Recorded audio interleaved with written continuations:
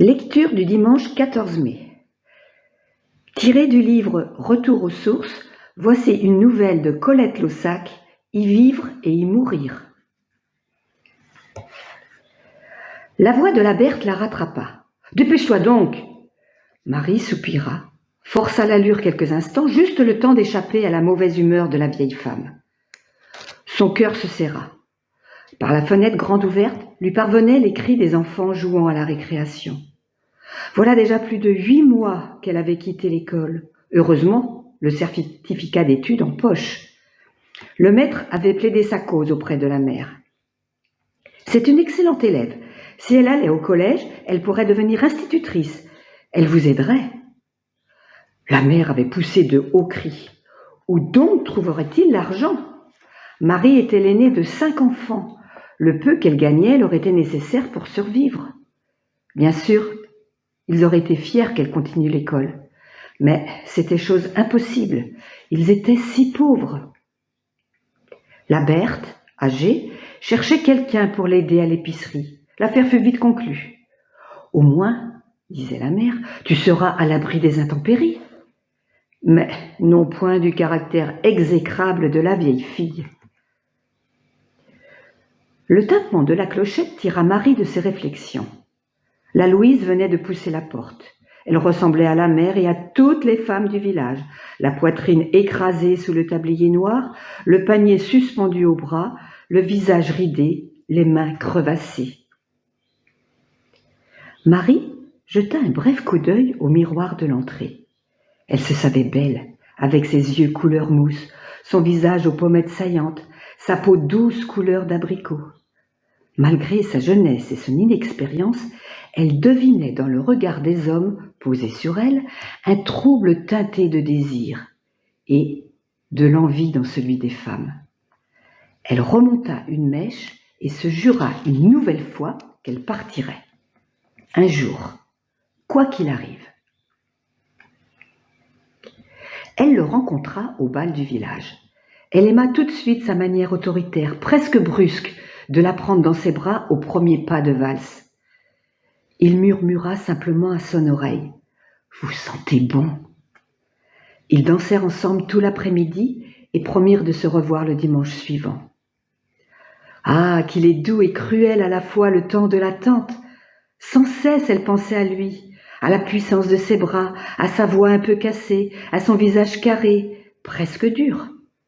Elle s'impatientait de se retrouver près de lui, de respirer son odeur de garçon, de l'entendre rire et respirer, tout simplement. Un après-midi, il lui souffla « Vite, mardi soir, je t'attendrai à la vieille grange du Père Léon, à partir de 9h. » Son cœur battait fort lorsqu'elle enjamba la rambarde de la fenêtre. Elle longea la maison, se fondit dans l'ombre épaisse de l'église, retint son souffle lorsque les chiens du Gaëtan se mirent à aboyer furieusement. François l'attendait. Ils tombèrent dans les bras l'un de l'autre, roulèrent sur la paille sèche, découvrant un bonheur jusque-là entrevu. Ils perdirent toute mesure, toute prudence. Et lorsque, quelques mois plus tard, elle sut qu'elle était enceinte, ils décidèrent de se marier au plus vite. Ce fut pour elle une joie et un soulagement de quitter le village pour la petite bourgade de Messac. François, cordonnier de son état, travaillait dans une petite pièce qui servait aussi de quincaillerie. Julie naquit au printemps, non point dans l'indifférence, mais dans l'inconscience de ses parents.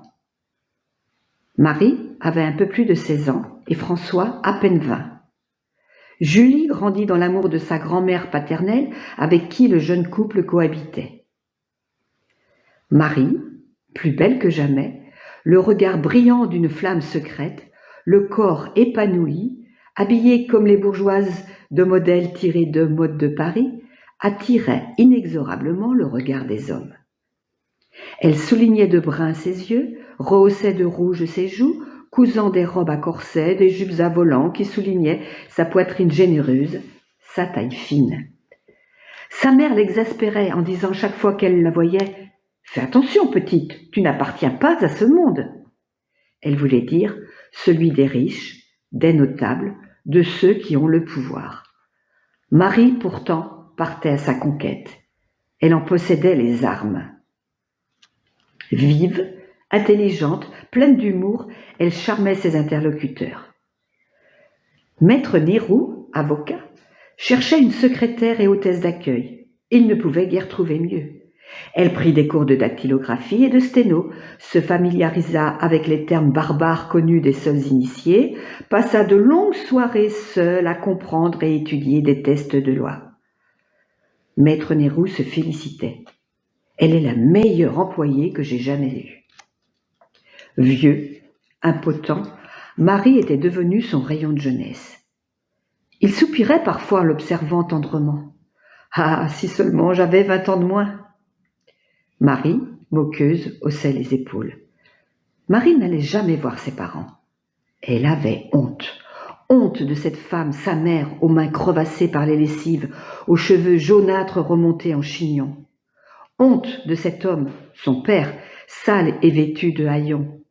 Honte de la maison faiblement éclairée par une lampe suspendue entre les poutres noircies, du froid qui y régnait l'hiver, du vent qui se faufilait entre les interstices des fenêtres.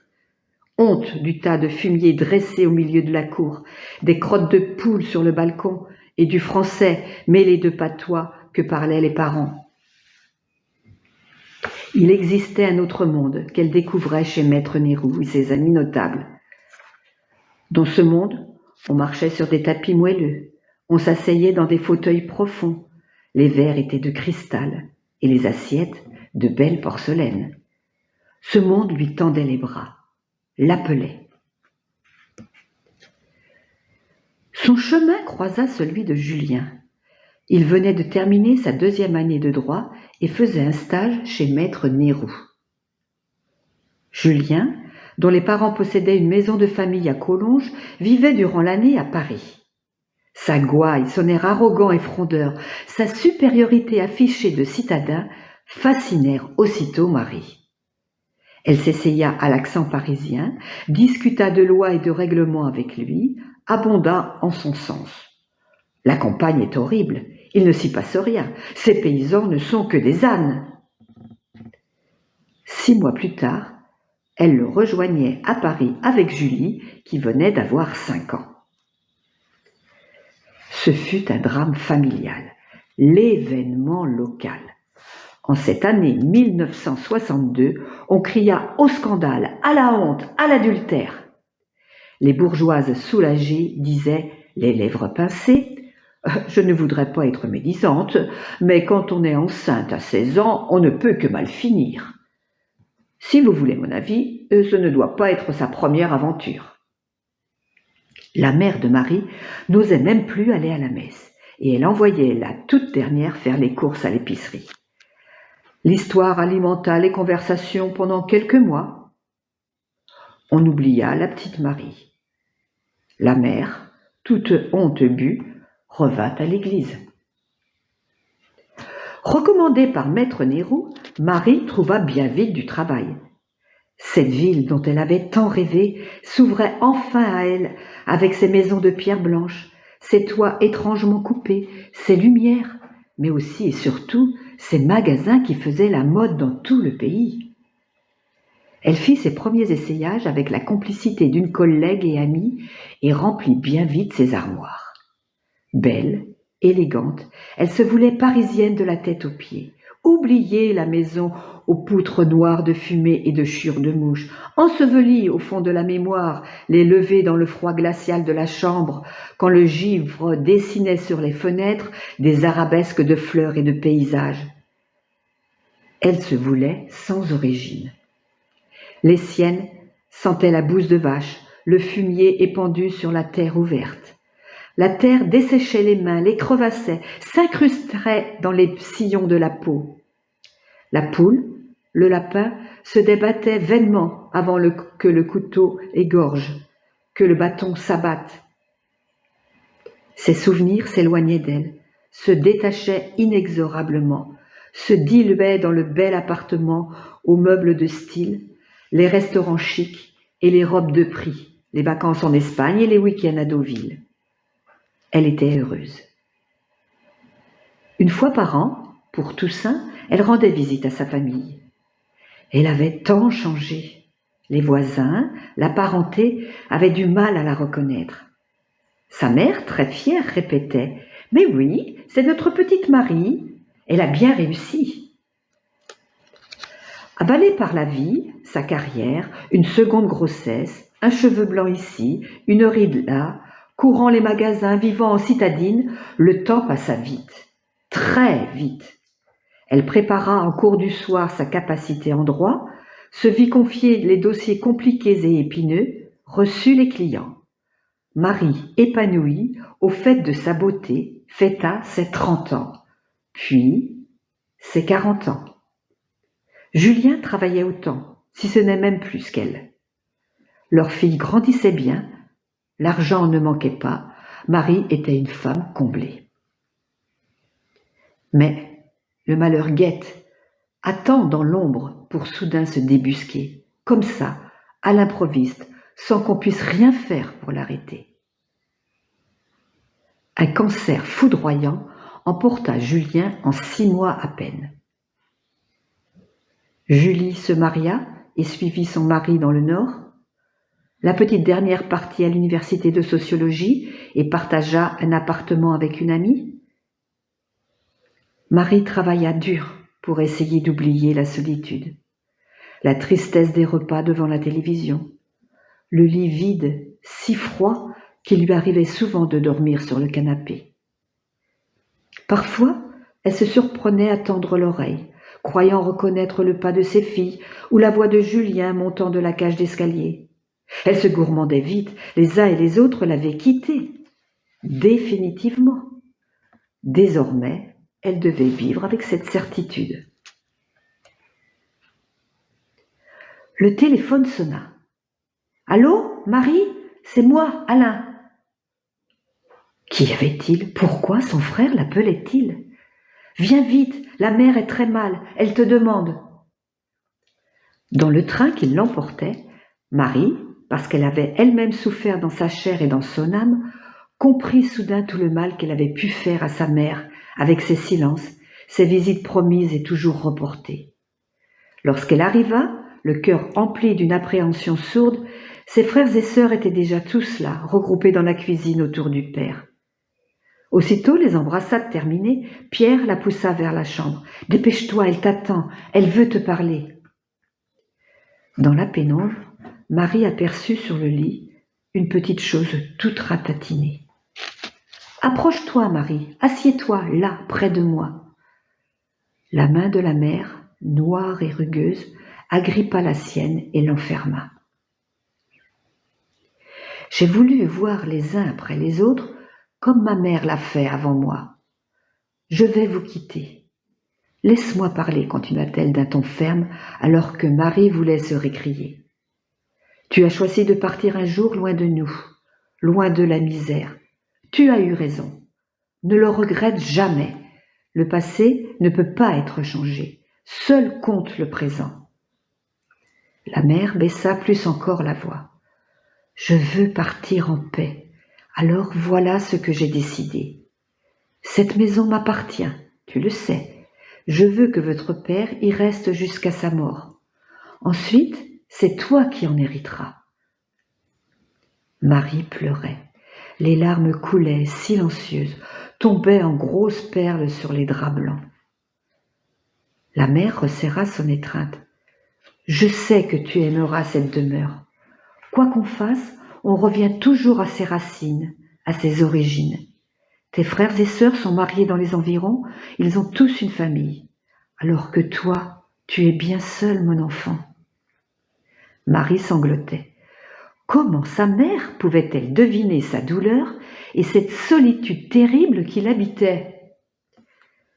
La main rêche ébouriffa les cheveux de Marie, caressa sa peau duveteuse. « Promets-moi, Marie, murmura-t-elle, de prendre soin de ton père. » Elle mourut la nuit suivante. Marie resta une semaine. Alors surgirent les souvenirs enfuis, oublié au tréfonds de la mémoire et cependant si vivant qu'il lui semblait soudain redevenir petite fille. Elle perçut, sur la joue, le baiser à peine effleuré de la mère et sa voix chuchotée qui disait « C'est l'heure ». Toujours dernière à se lever, elle goûtait quelques instants encore la chaleur du lit et le moelleux du matelas. De la cuisine montaient des odeurs sucrées de lait chaud et de châtaignes bouillies. Les garçons se disputaient déjà. Le père grondait « Voulez-vous donc vous taire ?» Elle se souvint de la chute du petit frère tombé du balcon et du cri soulagé de la mère. Dieu merci, il ne s'était pas fait mal. Et de ce jour d'orage terrible où la grêle avait dévasté les récoltes et les toits. Et de cette fois encore où elle avait couru comme une folle pour aller chercher une voisine et appeler le médecin, laissant sa mère avec le petit Gabriel prêt à naître. Tout remontait à sa surface. Elle respira la senteur sèche, forte, du foin coupé et celle plus douce de la paille remuée. Elle retrouva, sous la langue, le goût doucereux des caramels que le père ne manquait jamais de rapporter de la foire et saliva à celui du pain chaud juste sorti du four. Cette maison était, au-delà de la misère et de la pauvreté, celle de son enfance. Elle y avait pris le travail bien fait, le dépassement de soi, l'honnêteté et la droiture, toutes qualités auxquelles les parents se référaient toujours. Sans le savoir, elle y avait puisé ses forces de combat, sa volonté d'agir et de réussir. Sa mère, pauvre paysanne illettrée, avait compris cela bien avant elle. Elle pleura longtemps, demanda pardon à cette femme qu'elle avait méprisée, renoua avec cette vie qu'elle avait reniée. Désormais, le passé rejoignait le présent, l'enrichissait de ses couleurs, de ses parfums, de ses souvenirs. Pour la première fois de sa vie, Marie perçut en elle un immense soulagement, un bonheur si large qu'il lui sembla soudain pouvoir s'envoler, se diluer dans un tout universel. Elle sentit une présence près d'elle, légère, souriante, qui était sa mère. Après la disparition de sa femme, le père se ratatina plus encore, s'enferma dans le silence.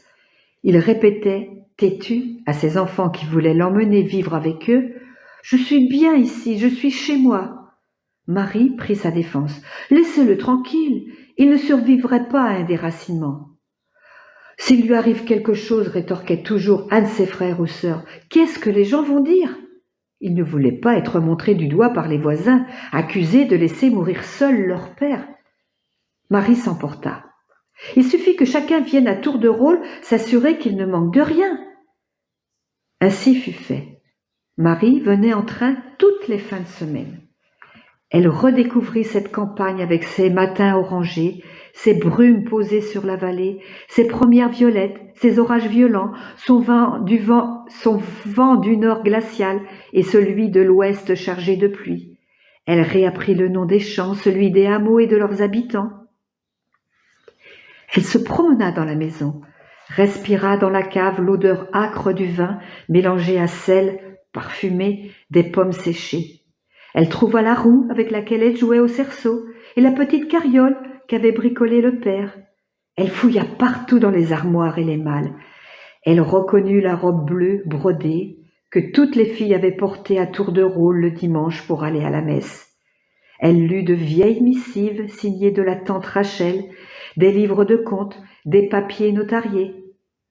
Elle se pencha des soirées entières sur des photos jaunies, le père énonçant des noms qu'elle écrivait au dos, afin de ne pas oublier. Cette maison était sienne. Ses racines, ses souvenirs y plongeaient, profonds, indélébiles. Dès qu'elle le pourrait, elle reviendrait ici, définitivement, pour y vivre et y mourir.